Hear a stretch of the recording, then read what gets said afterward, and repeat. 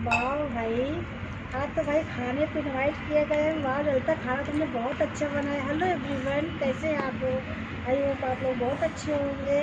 देखिए प्रिया की फ्रेंड है भाई, आज मुझे खास भाई मेरे लिए, इन लोगों का तो चक्कर चलता ही रहता है, लेकिन मुझे आज खास इनवाइट किया गया खाने पे। तो कितना बढ़िया ललिता ने बनाया खाना। ये आलू मटर की सब्जी है।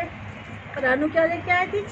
आलू का चोखा, मटर, आलू मटर की सब्जी, और ये पत्ता गोभी मटर टमाटर की सब्जी प्रिया है, राजमा, आप प्याज राजमा है। लाई हैं? और प्रिया राजमा बनाई थी। तो राजमा इन लोगों भाई देखिए भाई, फ्रेंड सर्किल तो चलता रहता है। तो लड़कियों ने कहा भाई आज आंटी ऊपर खाना खाते हैं सब लोग। देखिए राजमे की सब्जी कितनी बढ़िया, ये बाजरे की रोटी। वाह, खाने में मजा जाए, टेस्ट करके देखूँ। बहुत बढ़िया खाना है।